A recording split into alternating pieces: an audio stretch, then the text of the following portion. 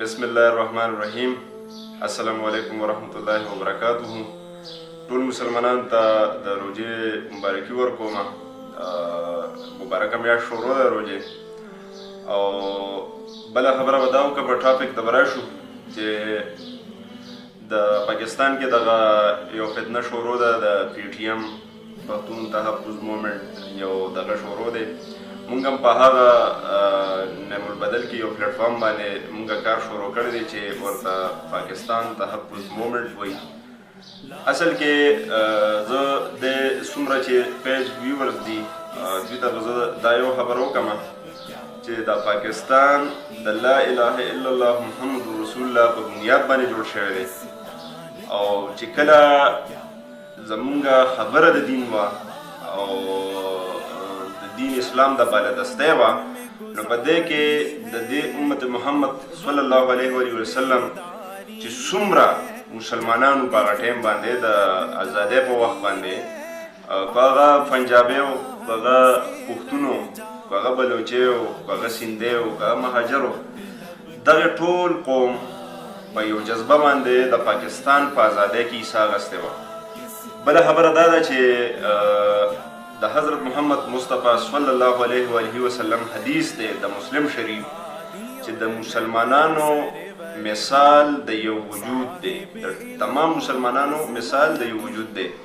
خو پرس که په دې وجود کې په سترګه کې تکلیف راشي نو دا تکلیف به په دې ټول وجودي، او که پرس که په دې وجود کې په سر کې تکلیف راغی نو دا تکلیف به په دې ټول وجودي. نو د دې حدیث نه مونږ ته د مسلمانانو د یووالي او د یو کېدو د رغبت یو سبق میلاویږي، یو تعلیم راته محمد صلی الله علیه وسلم راکړی دی. اوس راځو دې خبرې ته چې د څومره دهایو نه د پښتون قوم په یو لفظ باندې دوی دوکه کیږي او دوی استعمالیږي چې انقلاب او قوم پرستی او نسلی امتیاز باندې دا قوم بار بار دوی له دوکه ورکړل کیږي. یا خو نام نهاد پښتون لیډران دي، قوم پرست لیډران دي. زه خو دې ته دې خلکو ته خو زه لیډران نه وایم، ځکه چې دوی د قوم د انقلاب په نوم باندې او د پښتون لفظ په نوم باندې د پښتون قوم یې هر وخت یو دندې او فساد ته جوړ کړی دی. که فرض که مونږ سوچ وکړو د پښتون قوم چې کوم دی نو دا یو انرژیټک یو جذبې والا قوم دی، د دوی ډېرې غټې قربانۍ دي. خو افسوس خبره دا ده چې د پښتانه د دوی چې کوم لیډرشپ دی، نام نهاد لیډرشپ دی، عمر له د دوی ګایډنس په یو غلطه طریقه باندې شوی دی. پښتون قوم چا ترقۍ ته نه دی پرېښودی، پښتون قوم چا د معیشت د اکانومي په لاره باندې نه دی روان کړی. صرف او صرف پښتون قوم عمر لا په یو نام نهاد انقلاب په نوم باندې یو شوی دی. نو زه خپل پښتون نوجوانانو ته دا سپیشلی دا میسج ورکوم چې د خپلې ترقۍ د خپل ملک د عظیم وطن چې کوم په کومو جذبو چې جوړ شوی دی، زموږ د علماء کرامو د اسلافو د ټول د امت محمد په جذبو په نیکو خواهشاتو باندې چې کوم دا ملک جوړ شوی دی، نو د دې د قربانۍ بې ځایه مه بوځئ. د دې خپل وطن سره سالیډریټي شو کې، د دې خپل وطن سره جذبه، د دې خپل وطن سره حب الوطني شو کې. او دا یو خبره واورئ، هغه قومونه خرابېږي کوم قوم چې د خپل سټیټ خلاف د خپل ریاست خلاف بغاوت کوي. تاسو وګورئ په ټول مسلم ورلډ کې څومره چې مسلمانان دي هغوی ټول د خپل یو سټیټ خلاف په هسټري کې تاسو کتلی شئ هغوی یو اواز چوت کړی او هغه قومونه بیا رالګېدلي دي، د تبعیې سره مخ شوي دي. زموږ سره زنده مثال دی، د فلسطین مثال دی، د عراق مثال دی، د افغانستان مثال دی. دا قومونه په یو غلط ګایډنس باندې تللي دي، په یو غلطه رهنمایي باندې تللي دي او اوس هغوی په حالت جنګ کې دي. زمونږ واحد یو پاکستان آرمی ده، دا یو اداره ده په پاکستان کې، په دې ټوله دنیا کې چې د ټول مغربي قوتونو نظر په دې ادارې باندې دی، په دې پاک آرمی باندې دی. هغوی په دې کشمکش کې دي چې دا پاکستان به مونږ په څه طریقه باندې قبضه کړو. د څومره دهایو نه هغوی په یو مضموم سازشونو باندې لګیا دي د پاکستان آرمي خلاف، د پاکستان خلاف. خو الحمدلله الله پاک دوی په د خپلو سازشونو کې ناکامه کړي دي. الله پاک په قرآن کې فرمایي ومکروا ومکر الله والله خیر الماکرین. کفار چې څومره سازشونه کوي، الله پاک د دوی په سازشونو کې خپل تدبیر کوي. الله تعالی ښه پلان کوونکی دی. الله پاک د دوی په څومره سازشونه چې کوم دي نو هغه د دوی سازشونه چې کوم دي هغه ناکامه کوي. کفار نن د پاک آرمي په مقابله کې الحمدلله ناکامه دي. نو د دې ملکونو چې کم کویلیشن دی د رام، موساد، CIA، NDS، دوی مین مقصد دا دی چې پاکستان مونږ څنګه ډیسټیبلایز کړو. لہذا دوی داسې یو منظم قوت راچوت کړی دی د منظور پښتین په نوم باندې یا نور داسې سیکولر لیبرل پارټیز په پاکستان کې په دې وخت کې کار کوي چې د هغوی مین ایجنډا د یهودي لابي ده، د یهودي مشنري ده او هغې له دوی هوا ورکوي.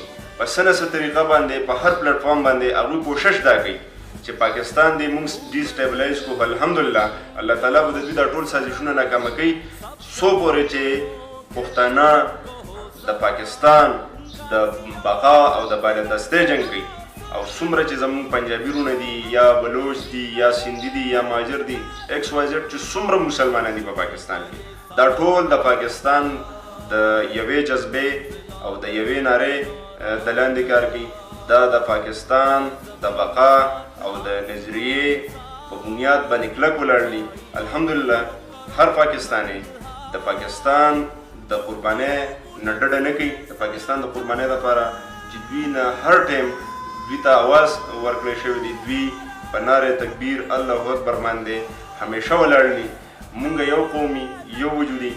او چې دا څومره تاسو ګورئ په پاکستان کې د PTM په نوم باندې دا کومه ګروه چې راچوته شوې ده تاثر دا ورکول کېږي چې دا پاکستاني خلک دی. یو خبره زه بل هم دا کومه چې په 70s کې او 80s کې چې رشیا کم وارو سوویت یونین وار چې کم شوی په افغانستان کې، دغه خلک په دغه ټایم کې د پښتنو جنوسایډ شوی. دغه خلک الریډي دا اوس چې کم د 80s نه پس چې کم جنریشن دغه ځای کې روان دی دا ټوټل د روسیانو پیداوار دی، دا پښتانه نه دي. او دا اوس چې کم ریسنټلی جنګ شوی دی په 2001 کې نو دا اوس امریکن جنریشن هلته پروموټ شوی دی. په افغانستان کې چې کم نام نهاد خلک وو، کم چې ضمیر فروشه خلک وو، هغوی د امریکن سټیزنشپ لپاره خپل ضمیرونه فروخت کړي دي او تللي دي امریکا ته.